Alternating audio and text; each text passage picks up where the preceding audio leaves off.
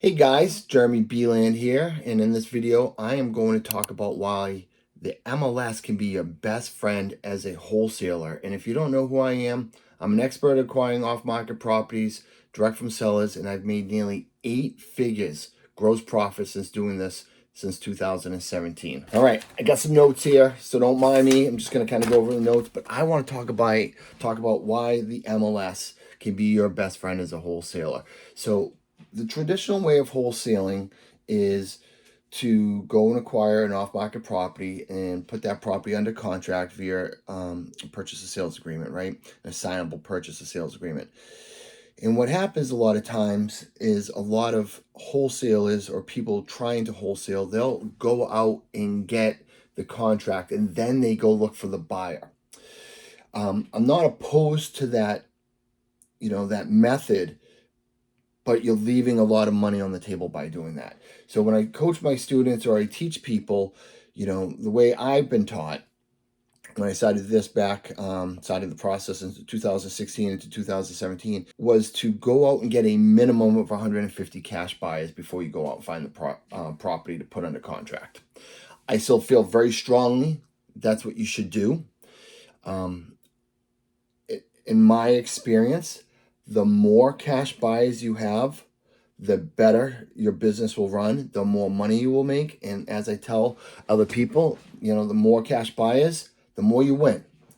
So rather than having the situation where you go and get a contract and then go find a cash buyer, that's great. You make some money, right? But there's a lot of problems with that situation. Now, let's talk about some of the cons with that, right? So, we never want to be a CBE, which is a cash buyer employee. And that's basically what you are when you only have a small group, one or a small group of cash buyers. So, think about the scenario, right? You go get a property under contract. You've been working the phones, your marketing's going out, you're working really hard. You finally acquire this off market property at a great value, right? You know you have a contract that you can make some money on. Let's just say you're hoping to get $10,000 out of it. And you take this contract and you go to your one cash buyer, or you don't have any cash buyers, so you go out and start looking for them, which is definitely the wrong way to go, and I'll explain why that in a second. So you go out and find your cash buyer, and the cash buyer says, "Hey, Mr. Wholesaler, I like that property, but there's no way I can give you that price for it. But I'll tell you what, if you can do it for $5,000 a set of 10, then I can close on that property in a couple weeks, and we can get the deal done." You, as a new wholesaler or inexperienced wholesaler, you want to just get the money, right? And you'll be like, "Well, I'm really hoping to get 10." He's going to say, "I can't do 10." And then you guys may go back and forth and you may agree on $7,500, right? Great, you made $7,500. Awesome. But you're also leaving $2,500 on the table by doing that. See, that's what happens, right? So you're negotiating to get a contract as low as possible. And now you're trying to find a cash buyer who is now in return negotiating with you to get that contract as low as possible. And when you leave $2,500 on the table, that's a pretty good chunk of change. And think about when you do that 10 times, right? That's $25,000. What if you do that 20 times? That's $50,000, right? So you never want to put yourself in a position of not having power with your contracts that you work so hard to get with your cash buyers, because they are going to nickel and dime you. They haggle you. That's what they do. If they don't try to negotiate with you to get the deal at a better price, they feel like they're not doing what they're supposed to do, right? In their head, they're like, "I have to haggle this person because even if I can get it for $1,000 more or $1,000 less, I'm winning at this negotiation. And I have the power. I'm the one that has the cash. This is just a wholesaler. They have no money. They're not taking the risk of buying this property and all this stuff, right?" So that's kind of their philosophy on this. Now, let's just say you have 5 cash buyers now, right? So you put it out to all 5 and they all come back to you with cash buyer number 1 says, "Hey, I got 3 other projects going on right now. I'm not in a position to take on another project." The other one says, "Hey, that's a single family home. I only buy multifamilies. Third one says, I'm looking for something that works as a buy and hold rental. That would be more of a flip project, and I'm not looking to flip right now. I'm looking for a buy and hold, right? So that's 3 out of 5 investors that just said no. Now you're down to 2. One of them may just say, hey, I don't like that side of town. I don't like that house. Whatever reason, I just want nothing to do with it. Now you're back to that one cash buyer again. And that cash buyer says, well, if you want the deal done, I want it at 5,000, not 10,000. And what are you going to do? Right? You're going to end up settling, take the $5,000 and run, and you're going to leave $5,000 on the table. You may be able to squeeze a few more dollars out of it, but that's it. You don't want to be haggling to show your worth with your cash buyers. You actually want to, be putting yourself in a position where they're competing for your contracts. Now, you got to understand from a cash buyer's perspective, right? A lot of them don't want to deal with getting properties off market direct to sellers because, let's face it, they're challenging, right? If you're acquiring off-market properties with distressed sellers and distressed situations, and you've done this already, then you know that, you're not just getting the contract. You have to provide value, right, in exchange for equity in the home. There's going to be a problem that you need to solve. You need to be working with them. You need to help them. So you have all this time and energy and effort working on whatever that solution to their problem is, getting them to the closing table, dealing with people who maybe, are emotional at that time. They may be irrational at that time. They may not want to do the right thing because they're habitual procrastinators. All of a sudden you're like under contract and 2 weeks to close and they start ghosting you. I mean, all these scenarios start happening, right? They get afraid to maybe move to the next step. You have to manage all that. Well, cash buyers, they don't want to manage all that. They want to just get the projects and manage the projects. They want you to deal with all that crap. They don't put any value on it, but they just want you to deal with it. But you are working really hard by, whatever marketing channels they are, whether it's driving for dollars, text messaging, cold calling, mailing, PPC, SEO, right? There's a cost to find these properties, whether it's your time and effort to go on the outbound marketing channels, or it's cost with the money that you're spending on these marketing channels, such as mailings, PPC, social media ads, right? There's a cost involved. Then you're going on these appointments, working these leads and working them and working them and working them. Like, there's so much time, effort, and money involved in getting these contracts. Why on earth would you just give them away at a discount? Your job is to find properties at a discount, not to find properties at a discount and then go sell them at a discount. You don't want to do that. If you're doing that, you are leaving way too much money on the table, right? Now, think about if you had 150 cash buyers. Now, no matter what, if, a couple of them are, already have enough projects going, a couple of them don't like that side of town, whatever the situation is, you still have a large chunk of cash buyers that are still going to want to look at your property, right? Now, what if you set up a situation where, you find out of the 150 plus cash buyers you have, 15 or 20 of them are very interested in your contract. Could you put them in a situation where they compete against each other to pay you more? Doesn't that sound more exciting to you? What if you could then, rather than selling that $10,000 assignment and selling it $7,500 and leaving $2,500 on the table, what if you could spin it around where now they're paying an extra $2,500 and actually paying you $12,500 over the $10,000 because they really want the deal, because they can't find enough deals, right? Because you're the expert at finding deals, they're not. The only way they know how to get deals is by buying them. So now you've gone from, $7,500 and settling and leaving $2,500 on the table to a position of power and turning things around on them, right? And now they're willing to pay you $12,500. That's a $5,000 swing, right? You were losing $2,500 and now you're gaining $2,500. That's a $5,000 swing just on this, minimal example. Now, if you're doing 20 contracts a year, that's $100,000 of your money. Your money. Think about $100,000. That's a lot of money, right? That's more than most Americans by far make in an annual in their W-2s. And you're basically giving that money away because you don't want to have enough cash buyers.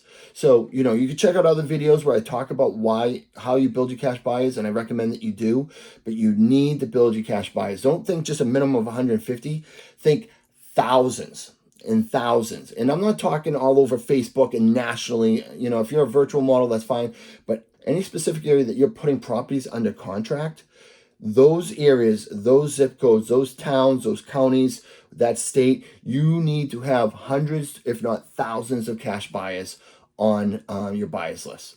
And you will never stop adding cash buyers because they come and go. Some go out of business. Some dabble into real estate for a little while and they fail. A lot of the cash buyers on there are fake. They're daisy chain wholesalers, people who want a JV, right? So you need to have large numbers. Like the 80-20 rule applies here. So if you literally have 1,000 cash buyers on your cash buyers list, 200 of them are probably real cash buyers, where 800 of them are probably never going to buy a property from you. But if you have 2,000 cash buyers, now you have 400 active cash buyers who would love to compete for your deal, right? So you want them competing, right? So another thing I want you to think about is think about how foreclosures work, right? Foreclosures, when a house goes up for foreclosure, the bank has an auction, right? And that auction allows all the cash buyers who have interest in that property to come to the property, and they start bidding against each other to get the house. Why wouldn't you want to do that with your wholesale contract, right? Get all these cash buyers, just like the bank does, where they're all competing against each other for their highest and best on a house that a lot of times they can't even see the inside. You provide them the opportunity to see the inside. But they're competing on these houses from the bank at auction, and they're spending as much money as they possibly feel comfortable doing. Get them to do the same thing on your contracts. Get them to compete and auction against each other and fight and compete via bids for their best offer on your contract. Now let's take that scenario I was talking about, where you originally went with one cash buyer. He beats you down, takes that $10,000 assignment that you're hoping to get. Now you're getting $7,500. Okay, you build yourself up to a position where you have many cash buyers now, right? 10, 15, 20 cash buyers. Maybe you get $12,500, a $5,000 swing.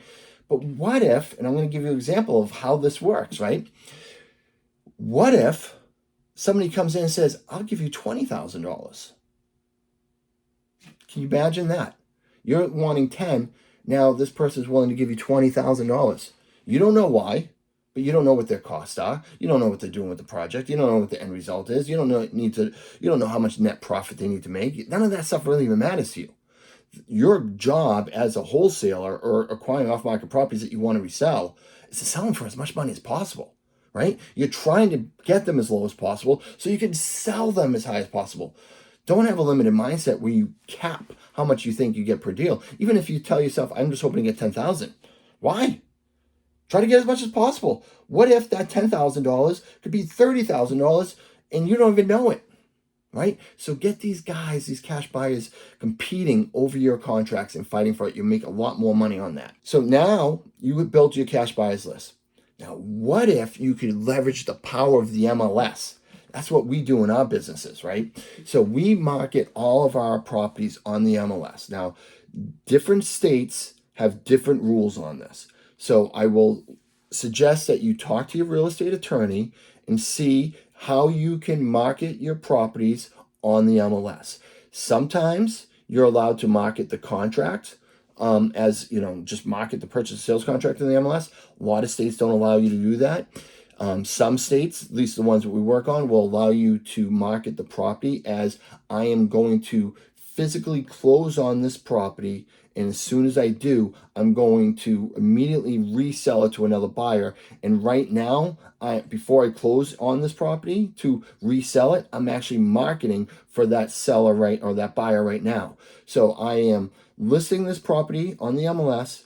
I am going to close on it in 30 days, and I am trying to find a buyer so on day 31 I can resell it to somebody else, right? There's language in there that you need to put on your MLS listing that is compliant with the whatever the MLS listing company is in your area on the real estate commission. You need to make sure that your real estate attorney checks with the real estate commission to make sure the language is properly done so you don't get in trouble. And then in your purchase and sales contract, you can have a line on there that just says, buyer may pre-market this property on the MLS and have them initial it. That's what we do. Now, I told you having a lot of cash buyers puts you in a position of power, right? So they can, the more cash buyers you win. Well, there's no more cash buyers in the MLS. When you put your property on the MLS, you have an abundance of and so many, sorry, I'm losing my words because I get so excited. So many cash buyers out there. Now, all the eyes are looking at your properties. You know what else is great about the MLS? Those buyers who typically buy off the MLS are used to paying more than your off-market cash buyers that you work with, significantly more. So not only now are you getting people to compete for your contracts, right, to fight, to pay you more, right, like the bank at the auction, right? Now you're putting it on the MLS. Now all these other buyers are coming out to look at this property too, and they're used to paying more than the other guys. And now they're still coming out to this auction, right? Like the bank does for these foreclosed properties, and they're going to start competing for your deals.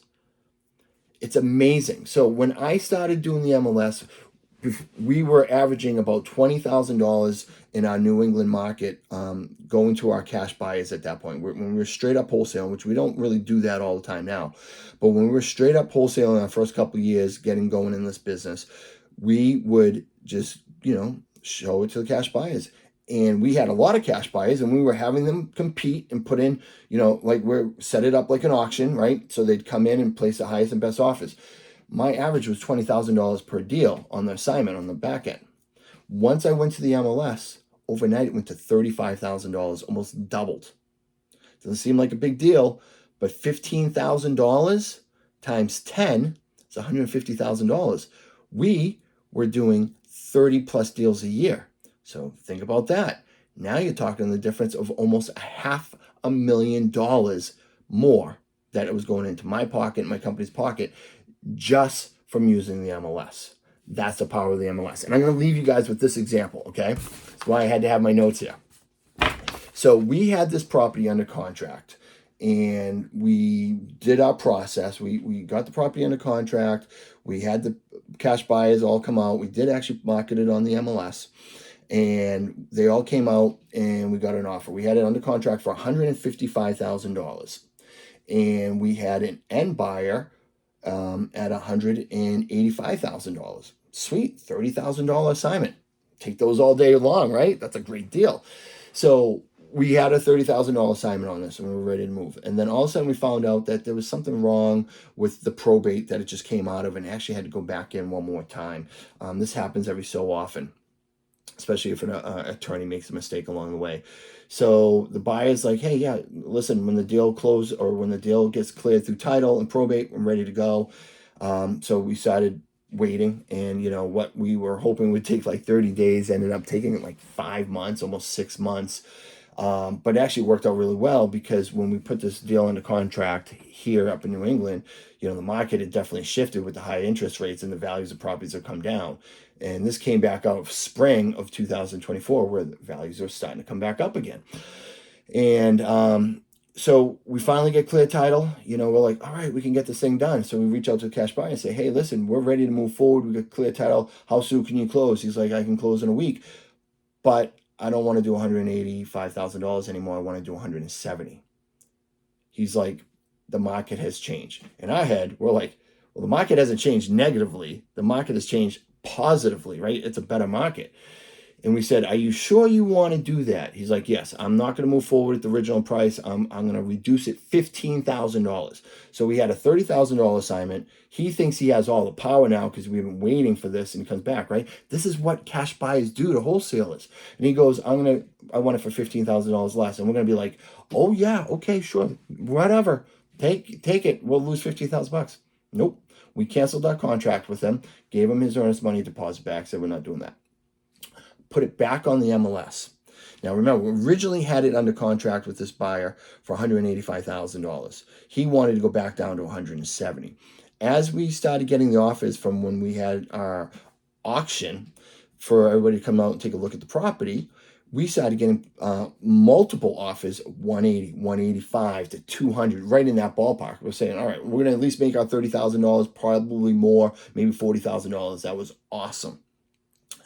And then in the 11th hour, we got an offer that came in at $245,000, a cash offer at $245,000. That was a $90,000 spread. And he closed in 1 week. And that was because of the MLS. Now, this doesn't happen all the time. I promise you, it doesn't. But it would have never happened if we just had one cash buyer or a handful of cash buyers, or if we just said, hey, Mr. Cash Buyer, thank you for gracing us with your presence. Here, we'll gladly give you the deal for $15,000 instead of the 30 we agreed on, right? No, and we know how to leverage the power of the MLS because we do it here legally where we are, because we've had it vetted out by the Real Estate Commission, vetted out by a real estate attorney, so we know how to do this process at a very high professional level. We were able to take that $30,000 assignment that went down to $15,000 all the way up to $90,000. We made 3 times as much money on the original deal that we were going to make because the market went up. He wanted to go down to 15. We made 6 times that and 3 times his original. So I'm going to send him a thank you card and be like, hey, Mr. Cash Buyer, thank you for being greedy and trying to nickel and dime us and allowing us to go out and make an extra $60,000 to $75,000. That was really sweet of you, so I really appreciate that. But think about that, right? That's how much money. One deal, $90,000 assignment. What would that look like if you could do that a few times a year? You just never know how much people are going to pay for your properties. Don't ever assume. You will assume yourself by losing money. Don't assume what people were going to do with it, what the rehab costs are, anything like that. Your job is to get the property under contract as low as possible, take that contract to as many cash buyers as possible, and auction it off to them, just like the bank does with foreclosed homes, and get them to bid against each other for highest and best, and you take the highest and best offer because you damn deserve it. And don't think differently. You deserve it. Make as much money as you can in this business. You know, you've earned it. You've earned that respect. And if they don't want to pay it and they don't respect you, then screw them. You'll find somebody else that does. We did, and it made us $90,000. So I hope that message rings loud and clear for you guys of not to be a CBE, a cash buyer employee. There's way too much money to be made by settling and being nickeled and dimed by these cash buyers who think they have all the power. Because at the end of the day, who has all the power? You, for having the contract. You're the one with the power. Well, I hope you enjoyed that video.